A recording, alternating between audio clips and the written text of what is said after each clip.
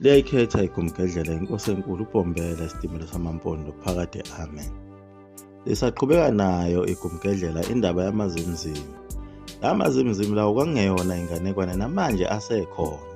Njengoba lichazile igumgedlela ukuthi amazimu lawa akuselula ukuthi uwabone kulesi sikhathi sanamhlanje ngoba phela imvunulo yawo isiyefana nemvunulo egqokwa yizo zonke izizwe. Ekuqaleni igumgedlela elachaza ukuthi isizwe nesizwe sasibonakala ngemvunulo yaso. Njengoba ngike ngachaza kula maphathi angasekuqaleni ukuthi kwaZwide ngesikhathi kuyohlaselwa khona kwaphoqeleka ukuthi kube khona abazokhanda imvunulo ezofana nabakaZwide ukuze kuzongena izinyanga ziqale ziyochela izintelezi zazo kwaZwide ukuze uZwide ezothothobala. Izizwe zonke lezi zazigqoka ngendlela engafani. Isizwe sakaMthetho sasigqoka ngendlela yaso nesakwaZulu sigqoka ngeyaso. Naso isizwe sakaZwide sasigqoka ngendlela yaso. Nezizwe zakaqwabe zazinendlela ezayivunula ngayo nazo zonke ezinye izizwe ezazikhona ngekhathi zasendulo. Njengoba kukhona nesibongo nje sakwaSikhakhane esasuselwa ekuvunuleni kwabo befaka izikhakha ezimfishane kwasekuthiwa hoSikhakhane. Besho phela isikhakha esincane basebethi isikhakhane.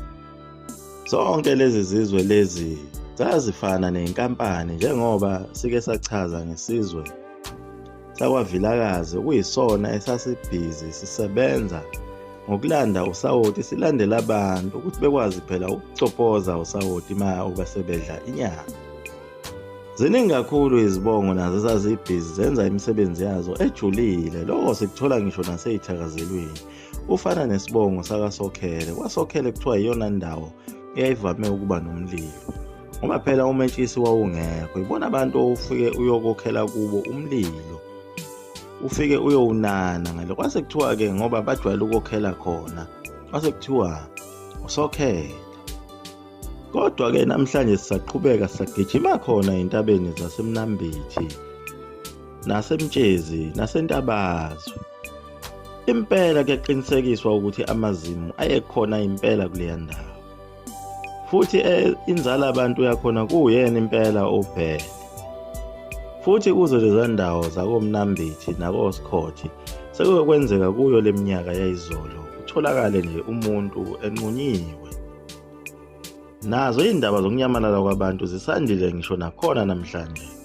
Okusho kona ukuthi asekhona amazimu. Nokubiwa kwenkomo kulezi ndawo zakoMtshezi nakhona koMnambithi zisandile. Ike yaphuma eminyakeni embalwa edlule indaba yakhona eMtshezi lapho kwakuneqembu legelekeke elalintshontsha izinkomo elaze lahlula ngisho amaphoyisa. Uma kutholakala ukuthi uvula icala noma ufakazi emtshontshweni kwalezi inkomo ezazintshontshwa yileli qembu lemgulukudu eliyiwona amazimu, lalivele likudubule nje emini bebade. Kwase kungcwatshwa usuku nosuku. Kwaze kwakhulunywa khona uKhosini FM, wakhuluma nomphathi wamaphoyisa wakhona. Washo wathi sesehlulekile, amazimu ayasehlula. Uma sithi sifuna isibhamu suke singasitholi. Ebese simkhipha lo muntu. Masike samkhipha futhi kuphinde kufa abantu. Siphinde futhi sibabambe laba bantu abasolwayo. Kuphinde kutholakala ukuthi lesi sibhamu kuyisona sona esidubulile asitholakali. Umsebenzi walo izimzimu leli. Izimu leli lapho litholakala khona kuhlale kungekho ukuthula.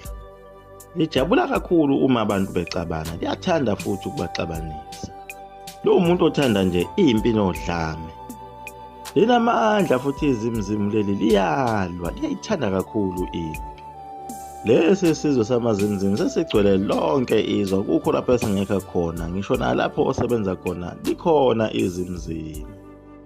Kodwa uNkulunkulu onguJehova uYahweh wakwazi ukuthi lamazimuzimu awaxabanisa njengoba sichazile okudlule ukuphuma kamahlapahlapha ehamba eza ezweni lakwaZulu.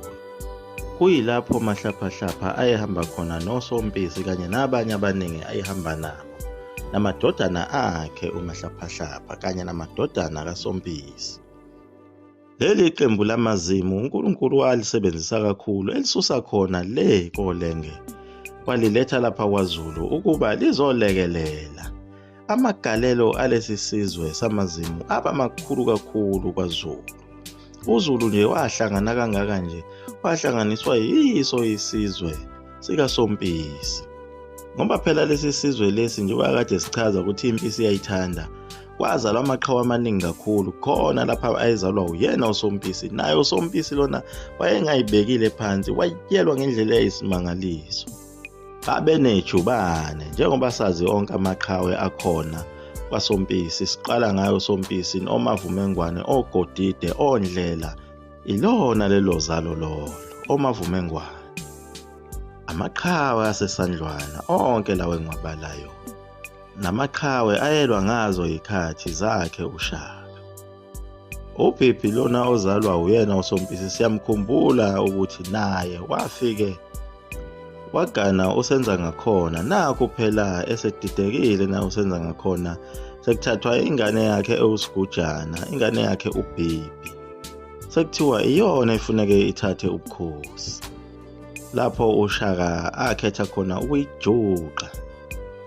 Lesizwe samazimu sasesingene kulo lonke kwelikaMthaniya, ngoba phela nakhona endlini kaMpande yayikhona intombi yakhona kwaNtuli eyayigane yena uMpande lo, futhi naye uMpande wayihlanya kakhulu ngale ntombi. Le ntombi yakwaNtuli lena yayiganena uMpande, kodwa futhi incane ngoba ayekhona amanye amakhosikazi akhe uMpande amadala. Naye uMpande wenza okufanayo nalokho okwenzeka kusenza ngakhona. Naye wadideka kakhulu uthando lwale ntombi yakwaNtuli. Wawakhohlwa onke amadodana akhe ayekhona, esibala khona oMbuyazi nabo ocetshwayo laba wayesebakhohlile. Wakhetha ukuthi kube yiyo indodana ayizala noMaNtuli futhi ezohlala esihlalweni sobukhosi. Kodwa lokho wayekwenza kuyimfihlo, kanti kukhona abalibonayo uphawu olukhombisayo ukuthi le ndodana lena izogcine iyinkosi, ngoba phela wayeseyincindisa odengezini lwakhe. Lokho kwakusho ukuthi uma uncindisa undodana wakho odengezini olincinda kulo ekubeni wena uyinkosi, okusho ukuthi uyena ozohlala esihlalweni sobukhosi. Lowo kwakuwumntwana umthonga unina uMaNtuli lona kwakuthiwa uNomatshali. Nalo leli zimo eliwuNomatshali leli lalilihle kakhulu emthini. Intelezi yayibuzwa kuye. Kuyasolakala futhi ukuthi naye inkosi njengoba esimthanda kangaka njena, ukhona ayisekhuthaze ngayo uthando kuyo inkosi, ngoba phela ephendlela yona indodana yakhe lena uMthonga.